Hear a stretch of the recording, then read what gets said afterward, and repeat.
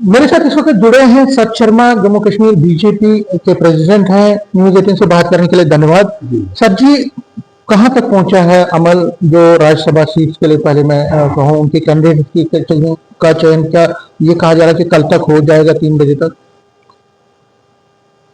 Party की तरफ से इलेक्शन कमेटी की मीटिंग हुई थी, काफी नामों के ऊपर चर्चा हुई और 7 लोगों का पैनल जो है राष्ट्रीय अध्यक्ष जी के पास जो है वो भेजा गया है। वहां की नेशनल इलेक्शन कमेटी की मीटिंग और उसके बाद पार्लियामेंट्री बोर्ड, वहां से जो भी डिसीजन होता है भारतीय जनता पार्टी के लिए, जम्मू कश्मीर के लिए मान्य होगा। और हम सब मिलकर, और पार्टी ने ये डिसाइड किया है, 3 नोटिफिकेशंस हैं, सिंगल 2 हैं और एक डबल के लिए है। हम तीनों पे अपने कैंडिडेट्स जो है वो उतारेंगे। तो पैनल हम लोगों ने राष्ट्रीय अध्यक्ष जी के ध्यान में लाया है और उनको भेज दिया। मतलब 4 सीटों पे आप चुनाव लड़ेंगे? 3 सीटों पे हम लोग, 3 सीटों पे 3 चुनाव हम लोग लड़ेंगे।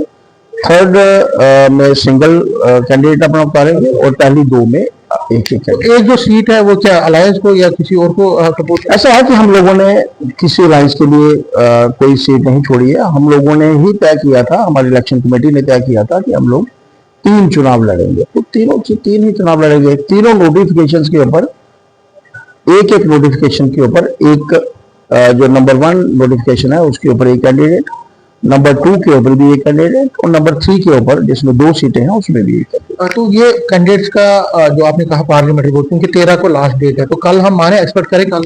मुझे लगता है कि कल तक होना चाहिए, क्योंकि एक आध दिन लग जाता है फॉर्म भरने में भी और कश्मीर में नॉमिनेशन भरी जानी है।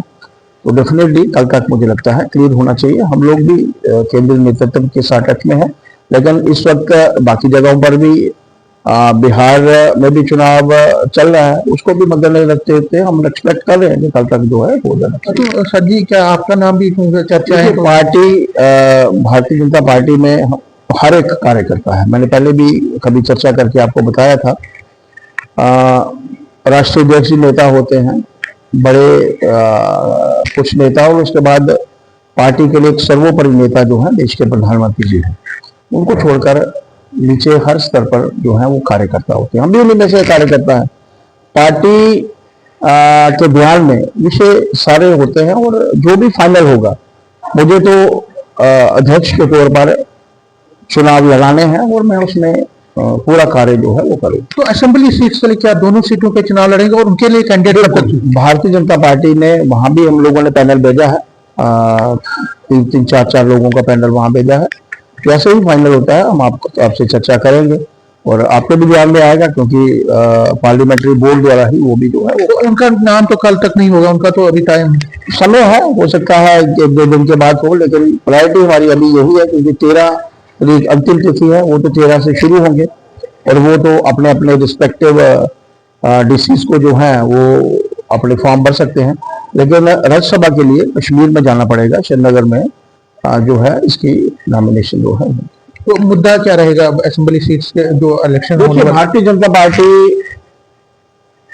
ने नगरोटा सीट ऑलरेडी सबसे बड़ी बहुमतों से जीती थी। हम लोगों की यही कोशिश है कि उससे भी ज्यादा मतों से भारतीय जनता पार्टी वो सीट जीते। पार्टी के हर कार्यकर्ता में उत्साह है। कल जिलाध्यक्ष की अध्यक्षता में बैठक हुई थी और पार्टी ने दोनों सीटों के लिए प्रभारी सह प्रभारी भी जो हैं वो घोषित किए हैं।